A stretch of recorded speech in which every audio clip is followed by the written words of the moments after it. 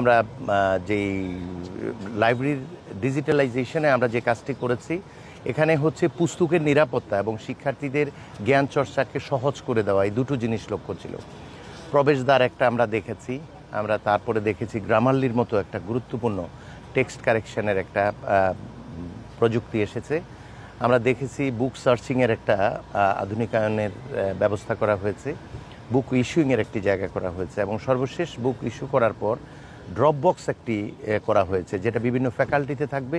ফলে একজন শিক্ষার্থী এখানে এসে শুধুমাত্র একটি পুস্তক কয়েক মিনিটের মধ্যেই সংগ্রহ করে লাইব্রেরিতে ফেরত আসার প্রয়োজন নেই, পাঠ উত্তর সেটা ড্রপ বক্সে জমা দিতে পারবে। এতে করে যে সুবিধা হবে, সময় সাশ্রয়ী হওয়ার কারণে অনেকগুলো পুস্তকের সাথে শিক্ষার্থীদের সম্পর্ক তৈরি হবে। সবচেয়ে বড় কথা হচ্ছে যে লাইব্রেরিতে যে পুস্তকগুলো আছে সেগুলো ব্রাঞ্চ অফ নলেজের সাথে সম্পৃক্ত গুরুত্বপূর্ণ পুস্তক। এগুলো আমরা সাধারণত দেখি যে জনপ্রিয় পুস্তকগুলো কিংবা বিসিএসের প্রস্তুতির জন্য গাইড বই আমাদের পড়তে হয়, কিন্তু এখানে সেগুলো নেই। ফলে লাইব্রেরির সঙ্গে সম্পৃক্ত হওয়ার সাথে যে জিনিসটি জড়িত তা হচ্ছে ব্রাঞ্চ অফ নলেজের সাথে শিক্ষার্থীদের একটা নিবিড় সম্পর্ক তৈরি করা। এটি শুধু আধুনিকায়ন নয়, জ্ঞান চর্চার যে সঠিক ধারা সেই ধারায় আমরা প্রবেশ করেছি। আশা করি জাহাঙ্গীরনগর বিশ্ববিদ্যালয়ের শিক্ষার্থী সহ অন্যান্য শিক্ষার্থীরাও এখানে উপকৃত হতে পারবেন আমাদের মাধ্যমে, আমাদের শিক্ষার্থীদের মাধ্যমে। আর একটু যারা হলো ভিজুয়ালি ইম্পেয়ার্ড তাদের জন্য আমাদের এখানে তাদের সেই ব্যবস্থা রাখা হয়েছে, তাদের জন্য আলাদা কক্ষের ব্যবস্থা করা হয়েছে। স্পেশাল নিড আমরা আসলে মাথায় রেখে এই অটোমেশনের কাজটা করছি। এখন যে পর্যায়ে আছে এটা শুধুমাত্র শুরু আমি বলবো। এটার সম্প্রসারিত আরেকটি প্রজেক্ট আমাদের সৌভাগ্য হয়েছে পাওয়ার ক্ষেত্রে। আমরা আশা করি ওই অর্থায়নের কারণে এই সুবিধাগুলোকে শুধুমাত্র সম্প্রসারণ নয়, টেকসই একটি ব্যবস্থায় নিয়ে যাওয়া সম্ভব হবে। আমি যারা এই আয়োজনের সাথে আছেন, লাইব্রেরির আমাদের যে পরিচালক এএসএম মুস্তাফিজুর রহমান, অধ্যাপক সালাউদ্দিন ভুইয়া এবং আশরাফুল ইসলাম, ওনারা নিরলস পরিশ্রম করে যাচ্ছেন এবং আধুনিকায়নে তাদের যে প্রযুক্তি জ্ঞান সেটা শুধু তাদের মধ্যে আছে তা নয়, অঙ্গীকারের জায়গাটিও তারা প্রমাণ করেছেন। তাদের অটোমেশনের এই যাত্রা শুরু হয়েছে। আমরা শুধু এটাই নয়, আমরা চাবো পর্যায়ক্রমে আমরা ওই জায়গায় উত্তীর্ণ হব। যেমন আমাদের পরিচালক সাহেব আজকে বলেছেন যে এখন এডিটিংয়ের কাজ চলছে, হ্যাঁ 1,20,000 পুস্তক এডিটিংয়ের কাজ চলছে। একটা পর্যায়ে সবগুলো পুস্তকই এই আধুনিক ব্যবস্থার অন্তর্ভুক্ত হয়েছে। এখন 1,500 পর্যন্ত আমরা করেছি, পর্যায়ক্রমে তা লক্ষাধিক হবে। জাহাঙ্গীরনগর বিশ্ববিদ্যালয়ে অটোমেশন প্রক্রিয়ার প্রথম ধাপ হিসাবে আমরা আজকে বিশ্ববিদ্যালয় গ্রন্থাগারে অটোমেশনের প্রক্রিয়া শুরু করতে যাচ্ছি।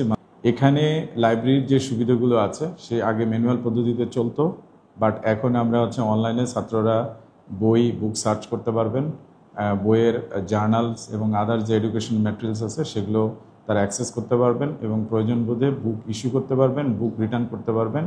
এবং বিশ্ববিদ্যালয়ের এন্ট্রি পথে আমাদের অ্যাক্সেস কন্ট্রোল বসানো আছে।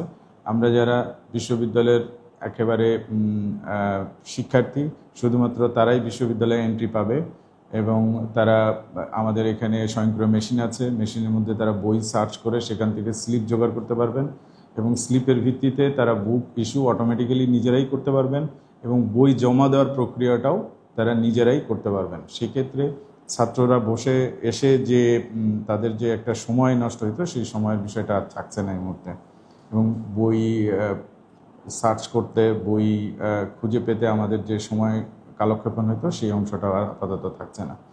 এই হচ্ছে আমাদের টোটাল প্রক্রিয়া আজকের অংশ।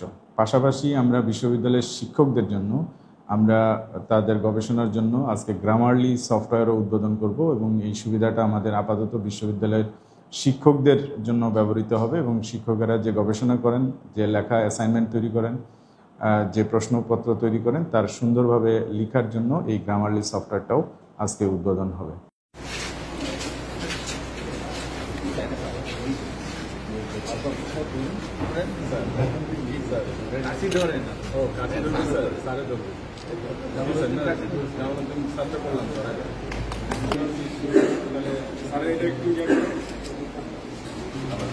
সোয়াপ করতে হবে।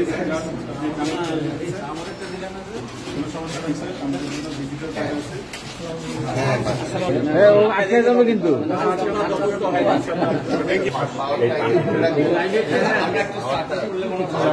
পাওয়ার সব রেডি আছে। সালাউদ্দিন ভাই কোথায় আছেন? ওয়েট করা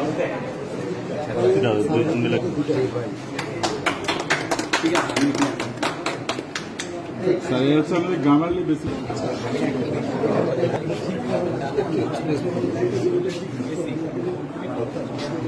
ওকে ডান।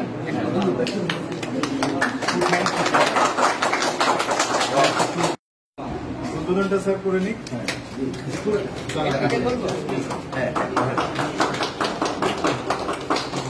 এবার স্যার হচ্ছে ইস্যু যেহেতু হয় নাই, রিডিং এর জন্য ধরেন নেওয়া হয়েছে, এটা আসলে গেটটা তখন আমাকে সিগন্যাল দিবে। তো আমাদের সময় দেখছো তো যে কার্ড ছাড়া ঢোকা যাচ্ছে না। এখন স্যার এই বইটা